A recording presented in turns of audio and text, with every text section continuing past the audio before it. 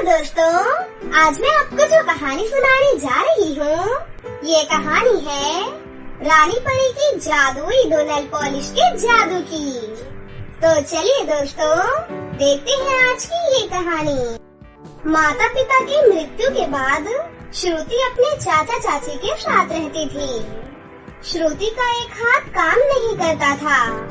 श्रुति की चाची उसे बोझ समझती थी, लेकिन श्रुति के चाचा उसे बहुत प्यार करते थे। उसके चाचा चाची की एक बेटी थी जिसका नाम शालू था। श्रुति बड़े ध्यान से शालू को तैयार होते हुए देख रही थी, क्योंकि शालू पार्टी में जाने के लिए तैयार हो रही थी। कुछ देर बाद चाची भी वहाँ आ गई और बोली, अरे श्रुति, शालू को ऐसे क्या घूर रही है? खाएगी क्या? मैंने अपना सारा काम खत्म कर लिया है चाची जी। चल एक बार और फर्श पर झाड़ू लगा दे। फर्श पर बहुत मिट्टी जमी हुई है। हम दोनों पार्टी में जा रहे हैं। तू अपने लिए और अपने चाचा के लिए खाना बना लेना। हम दोनों पार्टी से खाना खा कर आएंगे। ठीक है चाची जी, मैं अपने नाखूनों पर नेल पॉलिश लगा लूं। क्या कहा तूने? तू नेल पॉलिश लगाएगी? हाथ तो तेरे खराब हैं। नेल पॉलिश तेरे नाखूनों पर शोभा नहीं देगी। बड़ी आई नेल पॉलिश लगाने वाली। ब्रांडेड नेल पॉलिश है। चल जल्दी से जा और अपना काम कर। चल शालू जल्दी से, पार्टी के लिए हम लेट ना हो जाएं। देख श्रुति, हमारे जाने के बाद किसी भी मेकअप के सामान को हाथ मत लगाना, वरना इस बार और पिटाई हो जाएगी तेरी। चाची और शालू के जाने के बाद श्रुति अपने माता पिता की तस्वीर के सामने खड़ी होकर निराश मन से अपने माता पिता को याद करके कहती है, माँ, बाबूजी, आप लोगों के जाने के बाद से मेरी जिंदगी की सारी खुशियाँ चली गयी। मुझे आज भी याद है कि आप दोनों मुझे किसी भी चीज की कोई कमी नहीं होने देते थे। इतने में ही दरवाजे पर दस्तक होती है। श्रुति दरवाजा खोलती है और उसके चाचा दरवाजे पर खड़े थे। वो अपने चाचा के लिए पानी लेकर आती है। चाचा श्रुति के सर पर हाथ रखकर कहते हैं, क्या हुआ बेटी, उदास क्यों हो? कुछ नहीं चाचा जी, मैं खाना लगा देती हूँ। आप हाथ पैर धोकर आ जाइए। चाची और शालू पार्टी में गए हुए हैं। वो दोनों वहीं से खाना खा कर आएंगे। मैं तो जलेबी लाया था। अब इस जलेबी का मजा हम दोनों ही लेंगे। तुझे भी इन अपाहिज हाथों से क्या क्या करना पड़ता है बेटा। उसके बाद श्रुति और उसके चाचा जलेबी खाकर खाना खाते हैं। थोड़ी ही देर बाद चाची और शालू भी घर आ जाती है। श्रुति अपने चाचा से बोल ही रही होती है, चाचा जी, मुझे नेल पॉलिश लगाने का बहुत ही मन हो रहा है। मेरे लिए एक नेल पॉलिश ला दीजिए और एक हाई हील की सैंडल भी। श्रुति ये बोल ही रही थी कि तभी पीछे से चाची कहती है, बोल तो ऐसे रही है जैसे इसका बाप यहाँ कोई खजाना छोड़ कर गया हो। कुछ काम करना तो है नहीं, बस फरमाइश सुन लो इसकी। एक से एक है। आज के बाद कोई फरमाइश मत करना। 2 वक्त का खाना मिलता है ना, वही बहुत है तेरे लिए। हाथ तो चलता है नहीं। खराब हाथ पैर पर नेल पॉलिश लगाएगी महारानी। ऐसा क्यों बोलती हो भाग्यवान? ये भी तो हमारी बेटी जैसी है ना। बेटी तो नहीं है ना। चाची चाचा का मुंह बंद करवाकर वहाँ से भगा देती हैं, क्योंकि चाची के सामने चाचा की कहाँ चलने वाली थी। चाची श्रुति से बहुत काम करवाती थी। एक दिन काम करते करते श्रुति के हाथ से कांच का गिलास छूट गया और वो टूट गया। तभी उसकी चाची वहाँ आ जाती है। डायन कलमुही, ये गिलास तेरी माँ रख कर गई थी या तेरा बाप छोड़ कर गया था? करती धरती कुछ नहीं, खाने को भी दो और हमारा नुकसान भी कर देती है। इतना कहकर चाची श्रुति का पाली झाग मोड़ देती है और श्रुति दर्द से तड़पने लगती है। मुझे बहुत दर्द हो रहा है चाची जी, मेरा हाथ छोड़िए। निकम्मी हो गई है, तुझे ठिकाने लगाना ही पड़ेगा। इतना बोलकर चाची वहाँ से चली जाती है। रात को खाने के बाद जो भी कुछ बचता था वो श्रुति को दे दिया जाता था। श्रुति अपने माता पिता की तस्वीर के सामने खड़ी होकर जोर जोर से रोती है। मुझे आपकी बहुत याद आ रही है माँ, मुझे अपने पास बुला लो ना माँ, अब सहन नहीं होता। उस हादसे में मुझे क्यों नहीं ऊपर वाले ने अपने पास बुला लिया, क्यों मेरा हाथ अपाहिज कर दिया। लौट आओ माँ, पिताजी लौट आओ। तभी श्रुति के सामने एक सुंदर सी परी प्रकट हो जाती है, जिसे देखकर श्रुति डर जाती है। अरे डरो नहीं, मैं रानी परी हूँ।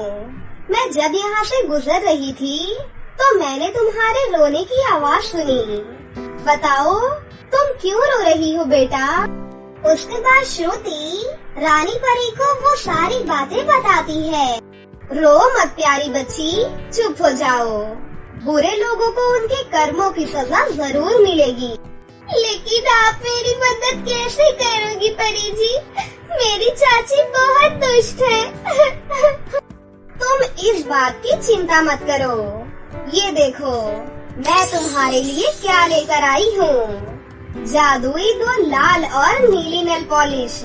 तुम्हें बहुत पसंद है ना नेल पॉलिश। ये नीली नेल पॉलिश लगाकर तुम्हारा हाथ बिल्कुल ठीक हो जाएगा, और ये लाल वाली नेल पॉलिश तुम्हें बहुत ही ज्यादा अमीर कर देगी। उसके बाद श्रुति अपने हाथों पर जादुई नीली नेल पॉलिश लगा लेती है। नेल पॉलिश लगाते ही पल भर में ही उसका हाथ बिल्कुल ठीक हो जाता है। अरे रानी परी जी, ये तो चमत्कार हो गया, मेरा हाथ बिल्कुल ठीक हो गया है। मैं आपका ये एहसान कभी नहीं भूलूंगी रानी परी जी, आपका बहुत बहुत शुक्रिया। ठीक है श्रुति बेटा, अब मैं चलती हूँ, लेकिन तुम अपना अच्छे से ख्याल रखना। इतना बोलते ही रानी परी वहाँ से गायब हो जाती है। फिर अगली सुबह श्रुति अपने नाखूनों पर जादुई लाल नेल पॉलिश लगाती है। तभी एक फोन आता है और फोन करने वाला बोलता है, क्या मैं श्रुति से बात कर रहा हूँ? उनके नाम पर 5 करोड़ का चेक साइन हुआ है। उन्हें बोल दीजिए कि वो पटना आकर अपना चेक लेकर जाएं। इतना सुनना ही था कि श्रुति की चाची के पैरों तले जमीन खिसक जाती है, लेकिन चाचा बहुत खुश होते हैं। इतने में चाचा देखते हैं कि श्रुति अपने कमरे से कपड़ों से भरा हुआ बैग लेकर आती है और कहती है, चाचा और चाची जी, आप लोगों ने मुझे बहुत प्यार दिया, लेकिन अब मैं ये घर छोड़कर जा रही हूँ। मुझे अपनी दुनिया बनानी है। भले ही मेरे पास रहने की जगह नहीं है, पर फिर भी मैं खुलकर जीना चाहती हूँ। तभी श्रुति के चाचा की नजर श्रुति के अपाहिज हाथ पर जाती है, जो कि अब बिल्कुल ठीक हो चुका था। मेरी बच्ची, तेरा हाथ तो बिल्कुल ठीक हो गया है।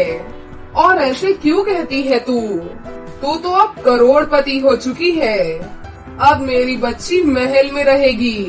तुझे जहाँ जाना है जाओ, लेकिन पटना जाकर अपना 5 करोड़ का चेक जरूर ले लेना।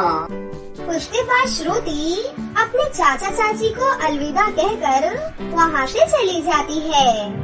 फिर श्रुति को जो पैसे मिले थे, उन पैसों की मदद से वो एक बहुत बड़ा आलीशान घर लेती है और उस घर में आजाद पंछी की तरह जिंदगी जीने लगती है। वो रानी परी की जादुई लाल और नीली नेल पॉलिश की वजह से उसे कभी भी पैसों की परेशानी नहीं हुई और ना ही कोई रोक टोक हुई। वो हंसी खुशी उस घर में अपनी जिंदगी जीने लगी। प्रीति नाम की एक लड़की अपने मामा और मामी के साथ रहती थी। प्रीति के मामा काम के सिलसिले से अक्सर बाहर रहा करते थे, प्रीति की मामी यशोदा की खुद की एक बेटी भी थी जिसका नाम दीपिका था। प्रीति दिखने में खूबसूरत नहीं थी और ना ही उसकी हाइट लंबी थी। वहीं दूसरी तरफ दीपिका दिखने में भी काफी खूबसूरत थी और उसकी हाइट भी बहुत अच्छी खासी थी। दीपिका और यशोदा प्रीति को बिल्कुल भी पसंद नहीं करते थे। दीपिका हर वक्त प्रीति को परेशान किया करती थी और उससे अपने सारे काम भी करवाया करती थी। यहाँ तक कि दीपिका प्रीति के काले रंग और उसकी हाइट की वजह से उसे बहुत ताने भी मारती रहती थी।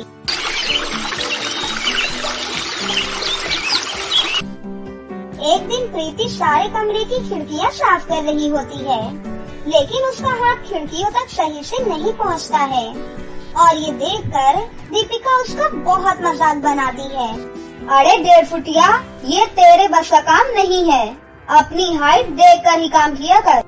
दीपिका की ये बात सुनकर प्रीति उदास होकर किचन में चली जाती है और वहाँ बैठकर रोने लगती है। तभी वहाँ पर उसकी मामी यशोदा आती है और बोलती है, मनहूस लड़की, रोना धोना क्यों लगा रखा है तूने? कुछ नहीं मामी जी, मैं काम कर रही थी तो मेरे हाथ में चोट लग गई। हाँ, फिर इतनी छोटी सी बात पर रो क्यों रही है? अब रोना धोना छोड़ और किचन की साफ सफाई करने के बाद खाना बना देना, क्योंकि आज मेरी बहन और उसका बेटा आ रहा है। ठीक है मामी जी, वैसे खाने में क्या बनाना है? चावल, बिरयानी, पनीर की सब्जी, छोले भटूरे और मीठे में गाजर का हलवा बना देना। और हाँ, खाना बनाने में कोई गलती मत करना, समझी?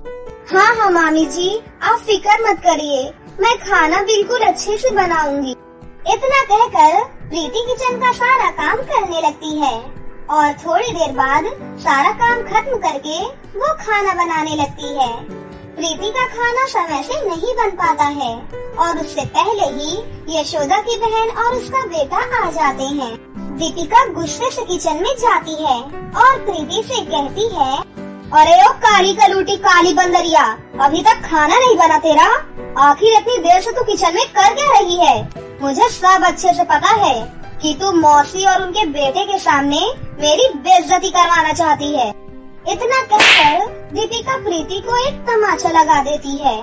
तभी प्रीति रोते हुए बोलती है, दीपिका, खाना बन चुका है, मैं अभी टेबल पर लगा देती हूँ। हाँ, जल्दी से कर, मौसी को जाने दे। उसके बाद मैं और मम्मी दोनों साथ में मिलकर तुझे देखेंगे। उसके बाद प्रीति टेबल पर खाना लगा देती है और यशोदा की बहन और उसका बेटा खाना खाकर कुछ घंटों बाद चले जाते हैं। सबके जाने के बाद जो खाना बचा हुआ था, प्रीति उसे खाने लगती है। तभी यशोदा वहाँ आती है और बोलती है, सुन मनहूस, कल दीपिका को लड़के वाले देखने आ रहे हैं, इसीलिए तू घर को अच्छे से सजा देना और दीपिका को भी अच्छे से सजा और संवार देना। लेकिन मामी जी, मैं तो दीपिका से बड़ी हूँ ना, फिर मेरी शादी पहले होनी चाहिए। बड़ी जल्दी है तुझे शादी करने की? अपनी शक्ल और हाइट देखी है तूने? जितना कहा जाए उतना ही किया कर। इतना बोलकर यशोदा वहाँ से चली जाती है और यशोदा की बात सुनकर प्रीति बहुत उदास हो जाती है। प्रीति उदास होकर जंगल के एक पेड़ के नीचे बैठ जाती है और रोने लगती है। मेरी हाइट कम है और मैं काली हूँ, इसमें मैं क्या कर सकती हूँ? क्यों सारा दिन मुझे मामी जी और दीपिका दोनों ताने मारती रहती है? हे भगवान, मैं इतनी काली और कद में इतनी छोटी क्यों हूँ? यही अगर मैं सुंदर होती और मेरी हाइट भी अच्छी होती तो मुझे इस तरह से किसी के ताने नहीं सुनने पड़ते। तभी पृथ्वी लोक घूमकर परी लोक वापस जा रही रानी परी प्रीति को रोते हुए देख लेती हैं और उसके पास जाकर बोलती हैं, क्या हुआ बच्ची, तुम रो क्यों रही हो? परी, मैं बहुत काली हूँ और मेरी हाइट भी कम है, जिसकी वजह से मेरी मामी और बहन दीपिका मेरा बहुत मजाक बनाते हैं और बात बात पर ताने मारते रहते हैं। मेरे माता पिता के जाने के बाद मैं अपने मामा मामी के साथ ही रहती हूँ, लेकिन मेरे मामा जी शहर के बाहर काम करते हैं, जिसका फायदा उठाकर मेरी मामी और उनकी बेटी मेरे साथ बहुत बुरा व्यवहार करती हैं और मुझसे पूरे घर का काम भी करवाती है। सच में तुम्हारी मामी और उसकी बेटी तुम्हारे साथ बहुत बुरा व्यवहार करती हैं। चलो तुम मेरे साथ मेरे परीलोक चलो, वहाँ तुम हंसी खुशी अपना जीवन व्यतीत कर सकती हो। नहीं, मैं आपके साथ परीलोक नहीं जा सकती। लेकिन क्यों बेटी, यहाँ पृथ्वीलोक पर कोई तुम्हारे साथ अच्छा व्यवहार नहीं करता ना? हाँ, लेकिन मैं आपके साथ परीलोक इसलिए नहीं जाऊंगी क्योंकि बेशक से मेरे माता पिता हमेशा के लिए मुझे छोड़कर चले गए हों, लेकिन इस जगह पर उनकी यादें हैं, इसीलिए मैं यहाँ से कभी नहीं जा सकती हूँ। तुम बहुत अच्छी हो बेटी, तुम्हारी अच्छाई देखकर मैं तुम्हें ये जादुई सैंडल और जादुई लिपस्टिक देती हूँ। सच में ये दोनों जादुई है क्या? हाँ बेटी, ये सैंडल पहनकर तुम लंबी दिखने लगोगी और ये लिपस्टिक लगाकर तुम बहुत ही ज्यादा खूबसूरत हो जाओगी। अगर सच में ऐसा हुआ तो मेरे लिए ये बहुत अच्छी बात है। आपका बहुत बहुत शुक्रिया रानी परी। तुम अपना ध्यान रखना बेटी, अब मैं चलती हूँ, बाय बाय। इतना कहकर रानी परी वापस अपने परीलोक चली जाती है। रानी परी के जाने के बाद प्रीति उनकी दी हुई लिपस्टिक लगाती है और लिपस्टिक लगाते ही प्रीति बहुत ही ज्यादा खूबसूरत हो जाती है। उसके बाद प्रीति रानी परी की दी हुई सैंडल पहनती है और सैंडल पहनने के बाद उसकी हाइट भी पहले से बहुत ज्यादा बढ़ जाती है। ये सब देखकर प्रीति बहुत ही ज्यादा खुश होती है और वापस अपनी मामी के घर चली जाती है। मामी के घर पर लड़के वाले दीपिका को देखने आए थे। तभी यशोदा प्रीति को आवाज लगाती है और बोलती है, प्रीति, अरे ओ प्रीति, जरा जल्दी से चाय और नाश्ता लेकर आ। यशोदा की बात सुनकर जैसे ही प्रीति वहाँ चाय नाश्ता लेकर आती है, तभी सब उसकी सुंदरता देखकर हैरान रह जाते हैं और लड़के की माँ यशोदा से कहती है, देखिए बहन जी, हम तो यहाँ दीपिका को देखने आए थे, लेकिन हमें प्रीति पसंद आ गई है। अरे आप ये कैसी बातें कर रही हैं? वैसे भी प्रीति दीपिका से बड़ी है, तो पहले प्रीति की ही शादी होनी चाहिए ना। वैसे आप पहले दीपिका की शादी क्यों करवाना चाहती हैं? बहन जी, प्रीति मेरी अपनी बेटी नहीं है, बल्कि दीपिका की मौसी की बेटी है और अब तो वो इस दुनिया में भी नहीं है। हाँ, तो इसमें क्या हो गया है तो आपके घर की ही ना। यशोदा और दीपिका चाहकर भी कुछ नहीं बोल पाते और प्रीति की शादी उसी लड़के से तय हो जाती है जिससे दीपिका की शादी होने वाली थी। लड़के वालों के जाने के बाद यशोदा प्रीति से कहती है, प्रीति, आखिर ऐसा क्या किया तूने जो एकदम से तेरी काया ही पलट गई? कहाँ तू काली कलूटी और नाटी थी और अब इतनी लंबी और सुंदर हो गई, आखिर कैसे? प्रीति अपनी मामी और दीपिका को वो सारी बातें बताती है। उसकी बातें सुनकर यशोदा कहती है, चलो जो कुछ भी हुआ अच्छा ही हुआ। अब तुझे हमसे बात करने के लिए कुर्सी पर कम से कम तो खड़ा नहीं होना पड़ेगा ना। यशोदा के इतना कहते ही प्रीति और दीपिका जोर जोर से हंसने लगती हैं।